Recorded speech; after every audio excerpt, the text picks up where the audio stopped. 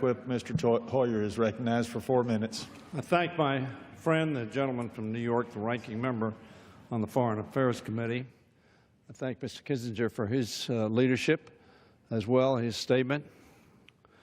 Mr. Speaker, I rise in support of this bipartisan legislation which will impose tough sanctions on entities aiding the Assad regime in Syria. Bashar al-Assad is a brutal murderer. A brutal murderer.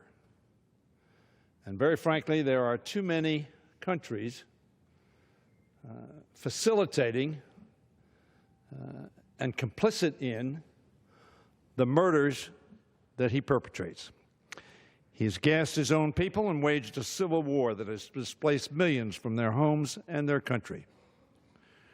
Recently, Mr. Speaker, I had the honor of meeting some of the white helmet civil defense workers who are daily risking their lives to rescue civilians caught in the crossfire and targeted by government forces.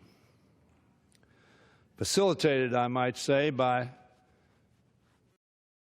Mr. Putin's troops in Syria.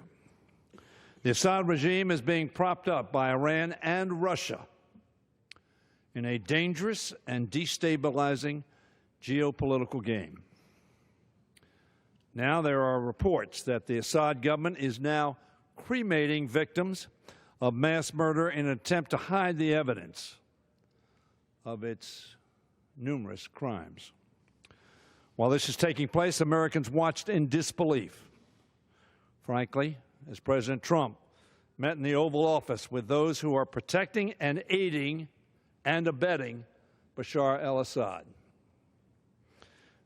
and those committing atrocities by his command and in his name.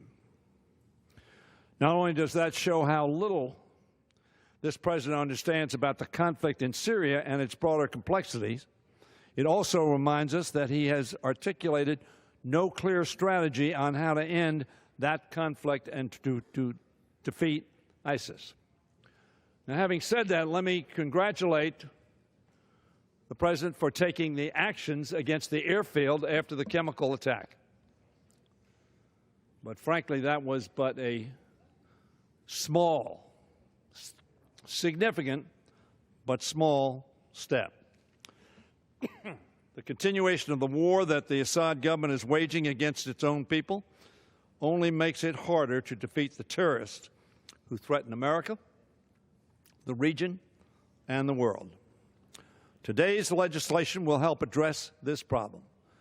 I see on the floor my friend, Chairman Royce, who is a great leader on issues relating to our foreign policy and to human rights. I congratulate his leadership.